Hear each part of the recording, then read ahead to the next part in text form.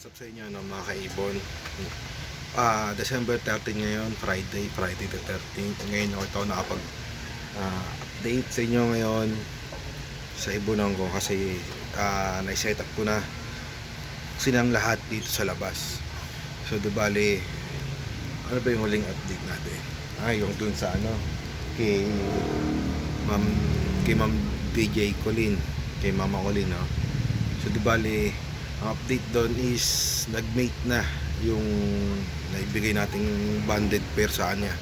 Sana maparami niya So bali ngayon papakita ko sa inyo yung mga ibong sa labas. Breeder 1. Nasa loob na yung pale follow. Pale follow opa yan. Ito is Dilliot opa. Yan.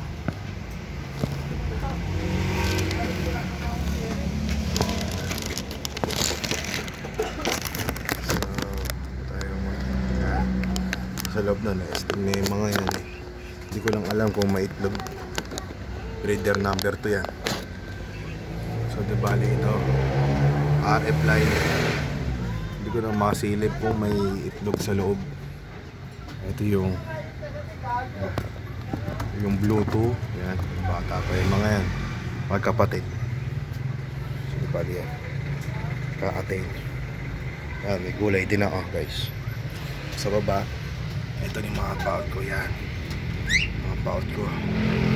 Yan. Ito. Guys, yan. Ito guys, ano to eh. Nadali to ng pusa agad yung mata niya. Puputi nila, yung gilid lang ng mata yung nadali. Yan, may gulay din ako. Pero mala siya guys ha. Nalagyan ko na rin siya ng betadine kagabi. Yan, malakas naman. Yan.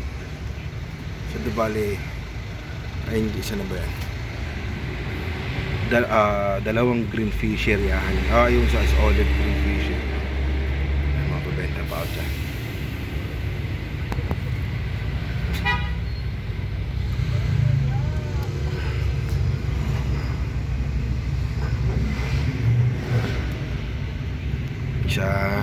Isa, dalawa, tatlo, apat, lima.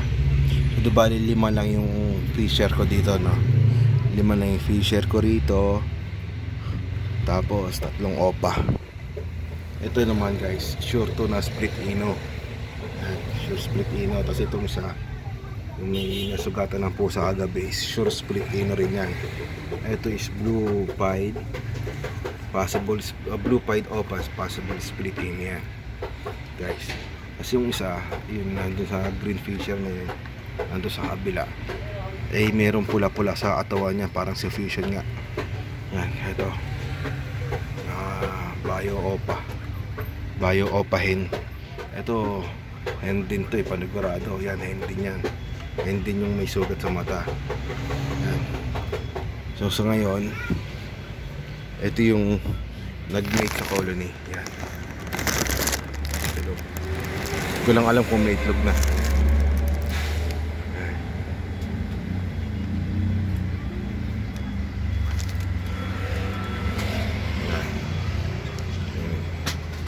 Bagong setup guys. Yan.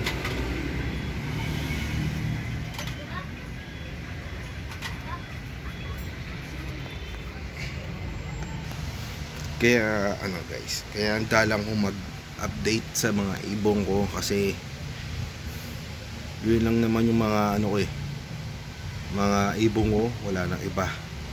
Kaya sa nga pala,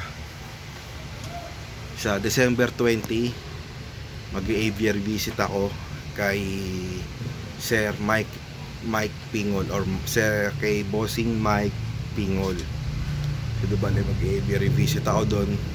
So bali yun lang naman ang update sa December 20. So bali ano ba sa mga kapag magsusubscribe sa akin dyan, no, paabutin nyo lang ako ng mataas-taas na subscriber, mamimigay ako ng ibon, mga ganun lang. So bali, naman ako masyadong update dito eh. Kapag nakapangitlog na itong mga to guys, update ko kayo. Yun lamang po. Maraming salamat.